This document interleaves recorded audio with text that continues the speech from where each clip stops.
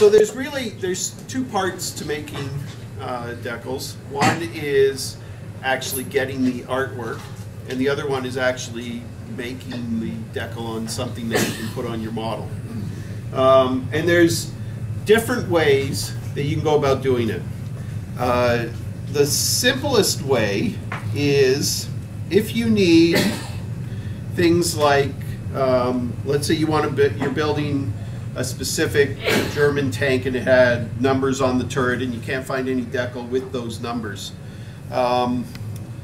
One easy way to do the customization of the numbers is to get stuff like this, the Archer Fine Transfers, and they have a lot of generic. Even though this stuff is geared primarily towards armor, there's probably a lot of stuff that they have that you can use for ships or planes, like the yellow numbers and the stars and things. And I mean, you can put this stuff directly on the model, but it's on odd surfaces, it's really hard to rub this onto the model. And so what they sell is decal paper. And what you can do is put this onto the paper, and then it creates a decal. And then you can use it like a normal decal. That's pretty much the easiest way to make a custom decal if it's not too complicated. However, sorry, question for you. Can you use solid set stuff on that? Yeah, and actually I'll go through the actual process, because whether you put a dry transfer on this or whether you create your own artwork and you print it out on this, it's the same thing. It ends up on this paper, and then you need to do some stuff to this in order to make it work. And how well do the dry transfers adhere to the Well, paper? they adhere fine to this stuff because this is specially made. Well, this is actually cartograph paper. It's clear decal sheet. You put the dry transfer on and then you coat it with, well, I actually coat it just with Future, but you can coat it with this decal film stuff if you want. And then it's fine, it's waterproof and you can put it on normally. Is that actual decal film or wet media paper? This? Yeah. It's actually cartograph decal paper. Well, they call it, Archer calls it, no, they call it decal, it says clear decal film. Oh, okay, I didn't even know they made that. Yeah. Well, Cartograph makes most of the decals for models. And the thing about Cartograph is the film that they have is really, really thin. And that's why you get really good decals that you put on and they're relatively flat. Regular decal paper that you can buy, like this Testors decal paper, it's not as, the film is not as thin. And so when you put it on, you get a little bit of an edge. Now there's ways to get around it so that you can smooth it out, but this stuff is... Chuck, what are those ways? If you coat it with Future, if you put Future on your model, where the decal's going, you put the decal on, you put Future over it. You may, if you do a couple of coats of Future, it generally smooths it out. When you did the one on the M1344, which one did you use? The Testors? On what? On that one? Yeah. I use this. Okay. Because I didn't have this yet. I just got this. That's why it's still in the package. I haven't used it yet. You got the cheap stuff. Yeah. Now this stuff is, well, when I bought it, it was $11.50, and I bought this probably about 10 years ago, maybe 8 years ago. So it's probably like $15 now. You can get this at Hornet Hobbies. You can get it at Wheels and Wings. It comes either white or clear. This was $10 for one little tiny sheet. So this is a lot more expensive than this. Is it a much better product? Supposedly, I haven't used it yet. Oh. But that's the reason why I bought it, is because this should be a lot thinner. But basically, you get the artwork onto your paper, and you coat it. While it's on the paper, you spray it with either Future, or you can buy this liquid decal film. And actually, according to the instructions, you can apply this to just regular paper, put your artwork on top of it, put another coat on top of it, and it makes its own decal. But I tried it, it doesn't work. So I don't know, maybe I did it wrong. But I used to use this to coat my decals, but then I just started using Future. And even though it says Pledge, it's Future. Do you dilute it with water? Nope, I spray it straight out. Okay, now one thing before I get into how to make the artwork, it's important to remember that you can't print white. Okay, you can print, if you have a color printer, you can print any color you want except white. And there's a couple of ways around it. You can get white decal paper, and then when you create your artwork, anything that's white won't print. But if your entire decal is supposed to be white, Like a white star. yeah, well, if you're doing like a white star, you can, well, yeah, that's easy enough to buy. But if you want to do something like that that's entirely white, you can just print out the edge and then cut the edge just inside the edge, and then you'll have a decal. But I found that the white paper tends to be even thicker than the clear paper, because I used the white paper on a couple of things. Actually, no, I don't think I used it. Oh yeah, I used it on this. And then I realized, well, I didn't realize, I actually bought some decals, and I discovered that there's actually an easy way around it.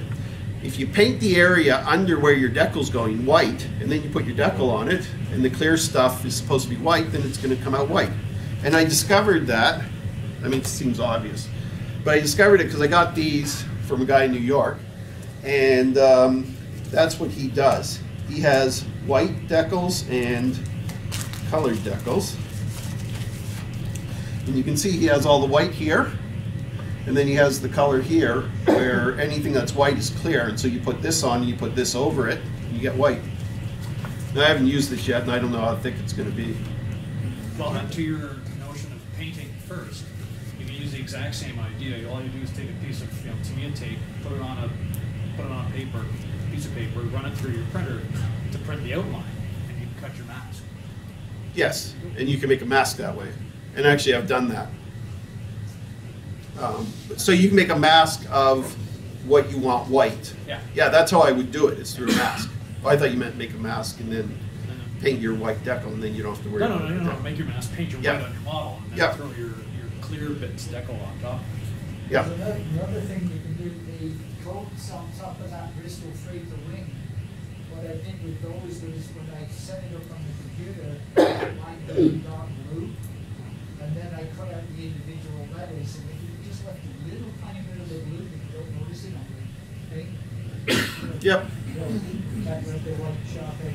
Yeah, so if you use as your outline color the color that's going to be around the decal, then you likely won't see it. Now, I brought a couple of examples where I've made my own decals, and actually Dave has one there.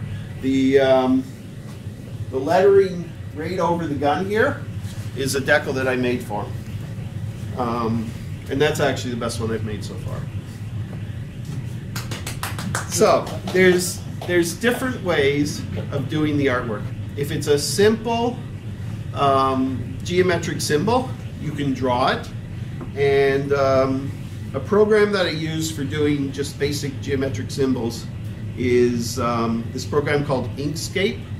It's free, that's why I use it. And basically, you can just pick a shape and draw a shape. It looks blue on here, it looks purple there, I don't know why. And you can make basic shapes, basic colors. Now the advantage of this software is this is called vector drawing. There's two types of ways to draw on a computer. One is called vector and the other one's called bitmap. Vector drawing, basically the software remembers the type of shape you want. So it knows that this is a circle, it knows that this is a rectangle, okay? It doesn't actually know all the little bits that fill in the blue or the red. It just knows it's a circle and it's red in the middle. And because it knows that, what I can do is grab the end. Oh, sorry. I can grab the end and I can stretch it. And when I stretch it, and I zoom in, oops, come on.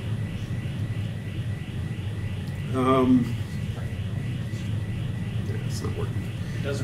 It doesn't become pixelated. Okay. So if you have basic shapes that you want to draw, it's better to use the vector thing. Now the problem with using vector graphics on very complicated drawings is you basically have to draw it all freehand, and it becomes very difficult to do. So for complicated artwork, I have another program called Paint.net. This is also free. This program, there's other programs. There's one called GIMP, which basically does the same thing as this, but I find that this user interface is easier to understand than GIMP. And these are sort of all like a program called Photoshop, which you have to pay for, but they all basically do the same type of thing. Let me make this bigger. Okay. The issue with bitmap software is you can see, if you look at it really close, it's all pixelated. Now, what I do, and this is actually the graphic that I used for the lettering on that mantlet. What I did to draw this is I drew it large, and then I shrunk it down to the size that I need. This software has pretty good functionality for shrinking. It keeps the right dimensions. It keeps as good resolution as it can do. This software also has the ability to do things like curve text. So what I did was I looked at this text is actually based off a photograph. And I actually have that photograph here. Yeah. It's this right here. The lettering is right up there. And actually, this is from the Squadron, Italian tank? I don't know. It's one of the Squadron books. There's actually a photograph of this tank as well, but they had this drawing here. When I first looked at this, I thought, well, maybe I can just cut out that graphic and use that, but that didn't work because it's on sort of a curve and it's on an angle. So I figured I had to draw it myself. So what I did was I looked for a font that's pretty close to that. I don't remember which one I did. I was just playing with a whole bunch of fonts until I found one that looked close. I drew it out straight, and then using the Paint.net software, there's a function under effects called, where is it? Circle text. And what it does is it takes a straight line of text and it'll bend it. And so I bent it a little bit, I played with it, and what I did, it's sort of trial and error. I got the fonts, I spaced it, and actually what I did was I spaced each letter individually so that I could get the right spacing, like the picture. And then I curved it, and I printed it out. I curved it, I reduced it to what I figured was close to the right size. I took a ruler and I measured this, and this was like 1.5 centimeters. And so I made it the same width. I printed it out on just regular paper and cut it out pretty close, and then actually put it on. I have the same model, so I did it on mine. And played around with the size and with the curve and stuff until I got it roughly right. And then what I did was I created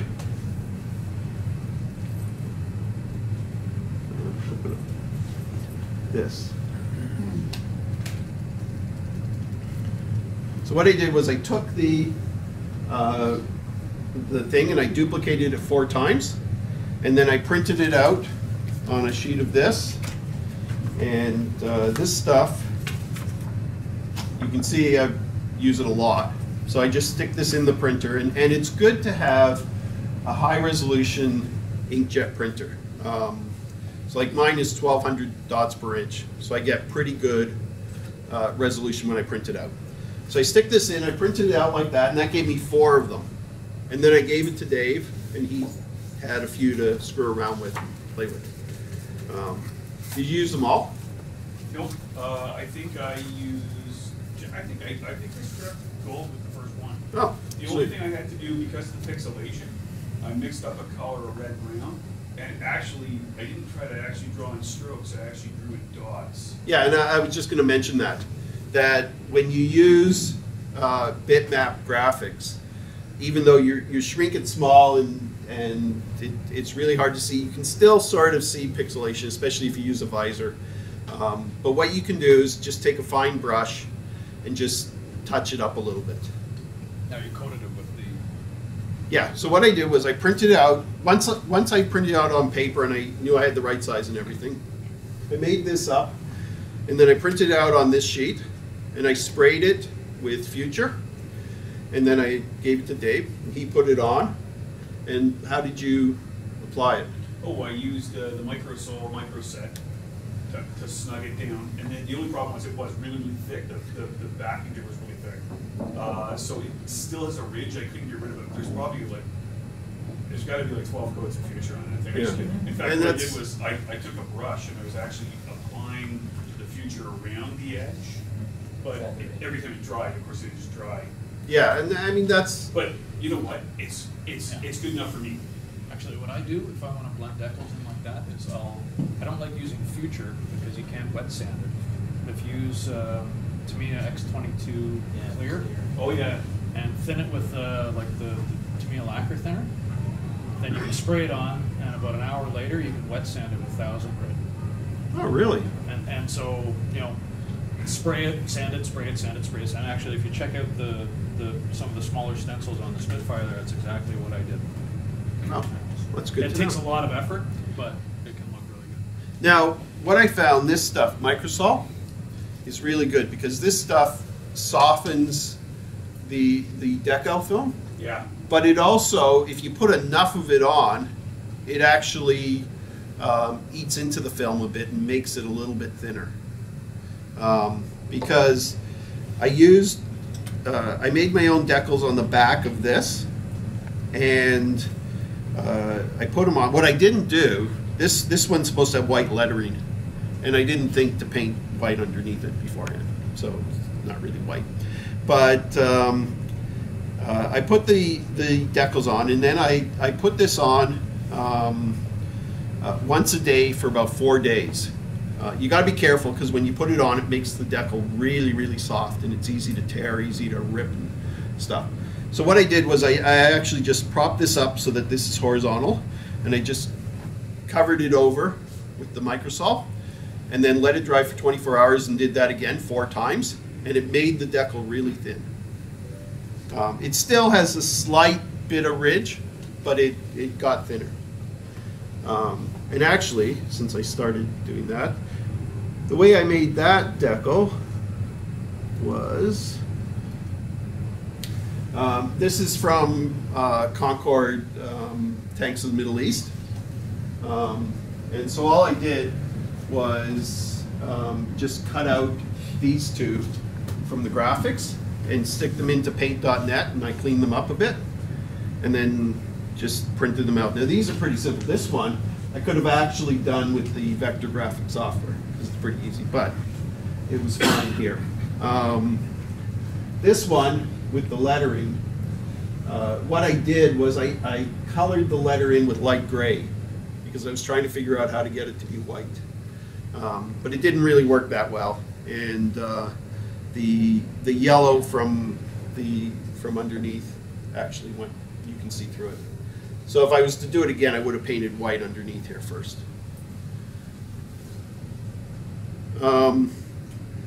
Now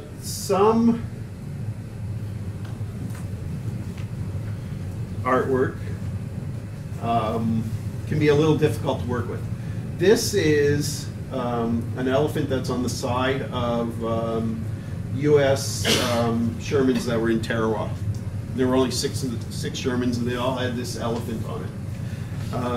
I got this, I scanned this out of some book, I don't remember what. And you can see here it's kind of blurry, and if I shrink this down, it might look okay. Now, the first thing, when I scanned this in, I had all the background around it. Now this was actually on a white background, but I had white around it. And so, let me show you how it looked.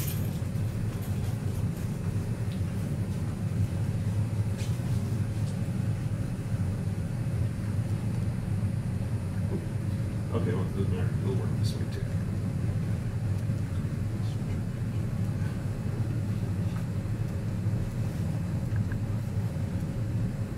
There you go. Okay, so let's say you scan it in, it looks like this. What I want to do is merge these together. Okay, so I have this graphics like this, and I want to get rid of the background. It's the first thing to do. In Paint.net, there's this tool called the Magic, no. Yeah, it's the Magic Wand. If you pick that and you click it on any color, it will select everything that's that color.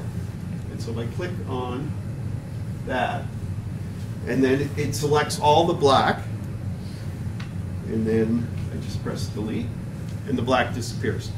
Does that, So, sorry to interrupt. Does that allow you to feather the selection? yeah, this tolerance up here Okay. lets you adjust it so that if you have, because usually it's not going to be pure black, so you can play with this tolerance. You can do it like a little bit or greater, and like, I mean, if you don't like it, you just undo it and it puts it back. So like if I go down to here, now it's probably still going to do the same thing as black. It's solid. But that's the first thing you can do. Then what I can do is I can actually take this and put it into the vector drawing software, and it will create an outline of this elephant. And once I have the outline, I can size it to what I need, but it won't be pixelated. It'll be sized nice and smooth. And I can put it back into here and then start filling in all the color I want. Or what I can do, and I haven't done this yet because I'm still building this model, what I was thinking of doing was just taking the outline and doing a decal of the outline and then painting it myself inside on the decal itself. But I'm not sure how easy that's going to be. It might be easier to do it this way. You can also, where is it? There's a thing that will sharpen this. There's all kinds of tools here. Where is it? Oh, nope. Yeah, okay.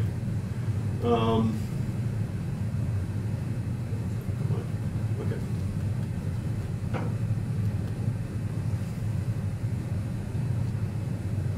It's not doing it. Oh, okay.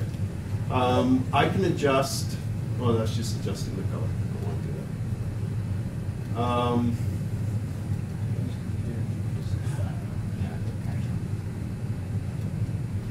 Where is the sharpen?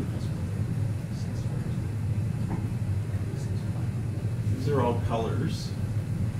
Sharpen is here. Oh, you can do an outline through this.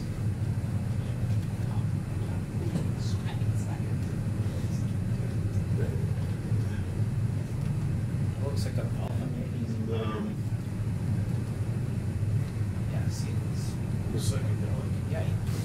And you get sort of an outline this way. But what I found was, if you open this graphic in,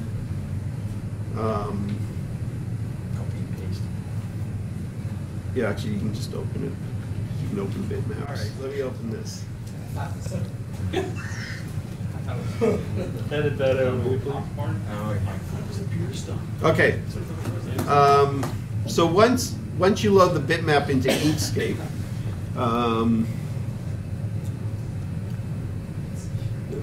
you can select Trace Bitmap, and you get all kinds of options, and you can play around with the options. Play around with one that's going to make it like the way you do it. For the fun. Go. Where's it going? Did this at home, it worked. Can you make a green outline on it so that when you put it on a shirt, it'll Yeah. blend in? I don't know why this isn't working. It worked at home. Because you want it to work now. Yeah. Because everybody's right. watching. And you're, Oh, everybody's wait a minute, watching. you know, I know it. I Yeah. have to select it first. That's nice, Dave. That's great. Yeah. Chuck popped that decal in about a day. He comes back, he scans it, goes here. Holy shit. It wasn't a day, it was about an hour. That one was easy to do because it's just text. Hey, Harry Potter, it's easy when you're the wizard. To me, this is like a friggin' mystery. I don't know how. It's just that one. Let me show you how that one works. What does El Coco Sakuro? A sure shot. Have A what? A sure shot. Oh, To have the certainty. Okay, you select the text. You pick one that looks close, and so like it gives you all kinds of, let's say it's this one. And I started out making it really big. Big. Dave. Oh, jeez. Okay? So you make the text, It's a giant Yeah, don't stop. and then what you There's so do much is you can do with that. you select it. Actually, what I could do, what I did on the Italian one, is after I drew it, I can select each letter and space it out a bit.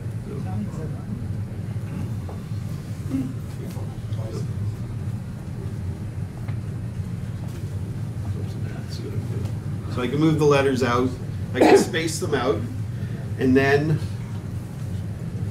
I can select the whole thing and go to the text formations and do circle text. And this took a little playing around with. Oh, actually, that's, yeah, I did it differently. Once I figured out what the font was, I then did circle text. Couldn't you Pick just the buy font. me a sheet of Italian man? Yeah. $3. that's on sale now. Yeah, So it's off. exactly. What it all is. And then, oh,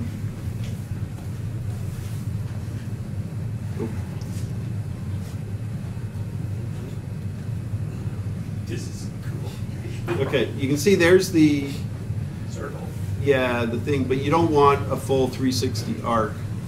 You want it smaller. There. So then you do it like that, and you can angle it. Story of your life, Dave. Yeah. So you play around with it a bit, you get the curve. Just what I want on my man. And that's basically it. And then what you do is like I start drawing it very large, and then I shrink it down to the size I want. So then once I have it there, then I just go to Image, Resize, and you can actually Scale factor? you can scale it Yeah. based on inches or centimeters. So like I went to centimeters, and I said I want the width to be 1.5. And then it made it really tiny. And then I just printed that out. So that's why I said that doing that text is actually easy compared to doing stuff like this. But Lorenzo says it's spelled wrong. So this, if you make it big, it really needs to be cleaned up because you can see it's pixelated, and that's because it was scanned off a printed page. And so you can take things like the pencil. Oh, one of the nice things here is it has this color picker, which you can go there and set the color. It's tighter. It just, I mean, I'm doing, It's tighter. Yeah, I mean, you can make it big, and then you can go in and you can clean up whatever you want. Somebody's having a heart attack. He said it's So- a logo of a Sri Lankan supermarket. Everything else around fire. CBC had the exposure on a racist club they held in. Badge number's been recycled. So, anyway, I started working on this. I didn't start cleaning it up, but then I ended up buying, actually I forgot to bring it, but when I ordered this from Archer, they also had this as a dry transfer. Yeah, so I just ordered it. See, there you go. Well, I didn't know at first that you could get it. But thank you. So I figured I'm gonna have to create it myself. Oh, and that's the most important lesson about creating your own decals. If you can find it already, Yeah, look use first. that. Yeah, look first, guys. Or know somebody who can actually make decals, like Chuck. Chuck. Okay, now this Oh, is there's a something question, I did. Chuck. This was, You have a question? oh, The resolution of the scanner is gonna make a difference too, obviously. yeah, absolutely. So, higher resolution of the scanner, the better the image that you're gonna get. Yeah, but only to a limit, because if you're scanning off a printed page, Yeah. the printed page is actually a bunch of little dots. That's right. And so at some point, it's not gonna make any difference Yeah. if you scan it at a higher resolution. You just get bigger dots. Yeah. Now this was the first time, my first attempt at making decals. And this was done for this, which has seen much better days. I did this about 8 years ago. And I needed to do the cavalry flag and the little cross things. What I did was I scanned this stuff in. This part I tried to clean up a bit, but these I just left as is. And then I printed them out, and at the time I didn't have a great printer, and so you can see they didn't come out really that good. But if I was ever to do a T3 again, I would take these and clean them up.